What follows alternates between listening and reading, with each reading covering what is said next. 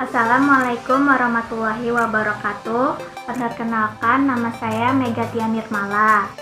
Saya mahasiswi biologi dari Universitas Islam Negeri Sumatera Utara. Nah, tujuan saya di sini akan menjelaskan materi tentang metamorfosis. Di sini yang saya akan jelaskan ada dua metamorfosis, yaitu yang pertama metamorfosis serangga dan yang kedua metamorfosis amfibi.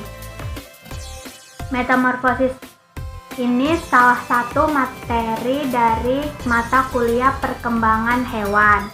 Sebelum saya memulai materi saya akan memperkenalkan dosen pengampu saya, yaitu Ibu Syukiriyah. Oke, sekarang saya akan menjelaskan apa sih itu metamorfosis. Metamorfosis adalah suatu proses perkembangan biologi pada hewan yang melibatkan perubahan penampilan fisik dan atau struktur setelah kelahiran atau penetasan. Perubahan fisik itu terjadi akibat pertumbuhan sel yang didiferensiasi sel yang secara radikal atau berbeda. Beberapa serangga, amfibi, moluska, crustacea, Enchitordemata, dan Tunicaceae mengalami perubahan metamorfosis yang biasa, tapi tidak selalu, disertai perubahan habitat atau kelakuan. Nah, di sini terdapat dua jenis metamorfosis, yaitu metamorfosis sempurna dan metamorfosis tidak sempurna. Dikatakan metamorfosis sempurna dikarenakan bentuk larva sangat jauh berbeda dengan bentuk imagonya. Tahapan yang dilalui metamorfosis sempurna ada 4 tahap, yaitu 1. Telur larva, kedua larva, yang ketiga pupa, dan yang keempat adalah nimfa atau imago. Contoh metamorfosis ini diantaranya adalah katak, nyamuk, lalat, dan kupu-kupu. Metamorfosis tidak sempurna pada serangga hanya melalui 3 tahapan, yaitu telur, nimfa, dan imago atau hewan dewasa. Hewan yang mengalami metamorfosis tidak sempurnanya mempunyai bentuk tubuh sama ketika kecil sampai dewasa. Yang membedakan adalah pertumbuhan sebagian tubuh hewan tersebut. Contoh hewan yang mengalami metamorfosis tidak sempurna yaitu walang, kepik, rayap, kutu daun, jangkrik, dan capung. Setelah itu saya akan menjelaskan metamorfosis serangga. Apa sih itu metamorfosis serangga? Metamorfosis serangga itu yang biasa terjadi pada fase berbeda-beda, dimulai dari larva atau nimfa. Kadang-kadang melewati fase pupa dan berakhir sebagai imago dewasa. Ada 2 macam metamorfosis utama pada serangga, yaitu hemitabola dan holometabola. Serangga ini merupakan salah satu hewan yang mengalami metamorfosis, di mana metamorfosis biasanya terjadi pada fase berbeda-beda, dimulai dari larva atau nimfa, kadang-kadang melewati fase pupa juga, dan berakhir sebagai imago dewasa. Di sini ada 2 hemitabola dan holometabola. Saya akan menjelaskan apa sih itu hemitabola. Dalam fase spesies yang belum dewasa, pada metamorfosis biasanya disebut dengan larva atau nimfa. Tapi pada metamorfosis kompleks, pada kebanyakan spesies pada serangga. Hanya fase pertama yang disebut larva atau nimfa. Pada hemitabola ini, perkembangan nimfa berlangsung pada fase pertumbuhan, berulang dan eksidis atau pergantian kulit, di mana fase ini disebut dengan instat. Hemitabola ini juga dikenal dengan sebutan metamorfosis tidak sempurna, lama serangga menghabiskan waktunya pada fase dewasa atau pada fase remajanya, tergantung pada spesies serangga itu. Holometabola ini yang kedua ada holometabola.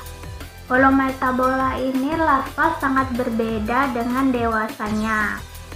Serangga pada holometabola ini melalui fase larva, lalu melalui fase tidak aktif yang disebut dengan pupa atau chrysalis, dan akhirnya menjadi dewasa atau imago. Holometabola ini juga dikenal dengan dan di sini saya akan menjelaskan dari metamorfosis serangga, yaitu kupu-kupu. Di sini bisa dilihat dari metamorfosisnya. Pertama telur, setelah itu telur berubah menjadi ulat, setelah itu dia berubah menjadi kepompong, dan setelah itu menjadi kepompong, maksudnya ini kepompong yang sudah jadi ya, dan setelah itu dia berubah menjadi kupu-kupu dewasa, kupu-kupu muda, dan setelah itu berubah menjadi kupu-kupu dewasa.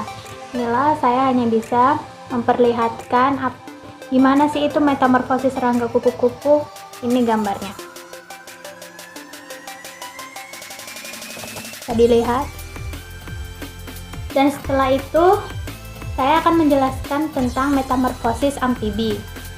Pada awalnya katak betina dewasa akan bertelur, kemudian telur terbentuk akan menetas setelah 10 hari. Setelah menetas, telur katak tersebut menetas menjadi berudu. Berudu hidup di air setelah berumur 2 hari. Berudu mempunyai insang luar yang berbulu untuk bernapas. Setelah berumur 3 minggu, yang berudu akan tertutup oleh kulitnya. Menjelang umur 8 minggu, kaki belakang berudu akan berbentuk kemudian membesar ketika kaki depan memulai muncul. Setelah itu umur 12 minggu, kaki depannya mulai berbentuk. Insang tak berfungsi lagi, ekornya menjadi pendek serta bernapas dengan paru-paru. Maka bentuk dari ekornya menjadi pendek serta bernapas dengan paru-paru ini kan. Dia akan lebih jelas setelah pertumbuhan anggota badannya sempurna. Katak tersebut akan berubah menjadi katak dewasa dan kembali berkembang biak. Ada beberapa hal yang berbeda dari daur amfibi pada umumnya. Beberapa spesies salamander tidak perlu bermetamorfosis untuk menjadi dewasa sepenuhnya serta seksual, dan hanya akan bermetamorfosis dalam tekanan kondisi lingkungan tertentu. Dia hanya kondisi dalam lingkungan tertentu untuk bermetamorfosis. Banyak spesies kodok tropis meletakkan telurnya di dalam. Metamorfosis amfibi juga dikenal sebagai perubahan bentuk berudu menjadi anak katak, yang terdapat di amasi secara langsung, yaitu pertumbuhan kaki dan hilangnya ekor. Lama kehidupan larva amfibi bervariasi dari 1 bulan sampai 2 tahun. Larva bufo selama 1 bulan, Filta 2 bulan, Rana carnivora 3 bulan, Rana clanistara 1 tahun, Rana catesbena 2 tahun. Dan setelah itu proses metamorfosis secara bertahap, yaitu prematamorfosis, metamorfosis, dan postmetamorfosis. Kecepatan metamorfosis dipengaruhi oleh temperatur, makanan, dan hormon.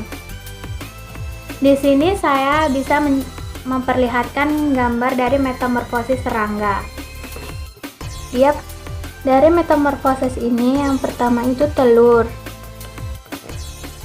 Dari telur ini setelah itu dia berubah menjadi berudu.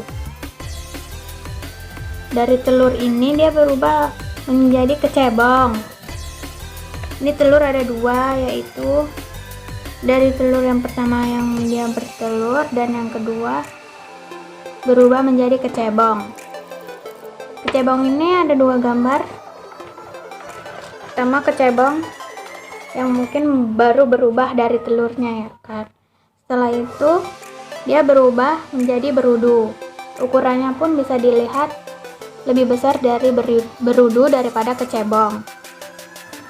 Setelah itu berudu berubah menjadi katak muda. Katak muda setelah itu berubah menjadi katak dewasa. Inilah metamorfosis dari amfibi, bisa dilihat. Baiklah, di sini saya akan menjelaskan dua materi lagi, yaitu dua faktor lah istilahnya ya kan. Yang pertama, pengendalian hormon pada metamorfosis amfibi. Pada pengendalian ini, pemacu metamorfosis amfibi adalah hormon tiroksin. Besar kecilnya kadar tiroksin diekspresikan dalam tahapan metamorfosis. Pengaturan sekresi tiroksin dilakukan oleh poros hipotalamus, kelenjar tiroid, tiropropion releasing hormone atau TRH, dan hipotalamus mempengaruhi sekresi tiroid stimulating hormone atau TSH dari hipofis. Dan yang kedua itu ada perubahan struktur organ pada metamorfosis. Pada metamorfosis terjadi regresi organ larva dan perkembangan organ dewasa. Organ yang mengalami regresi antara lain yaitu insang, intensium, dan ekor. Yang mengalami perkembangan yaitu paru-paru, organ badan, kulit, dan ekskresi. Baiklah, cuma itu yang bisa saya sampaikan dari materi yang bisa saya jelaskan dari metamorfosis ini. Dari lebih kurangnya dari kesalahan yang saya sampaikan, mohon maaf. Terima kasih. Wassalamualaikum warahmatullahi wabarakatuh.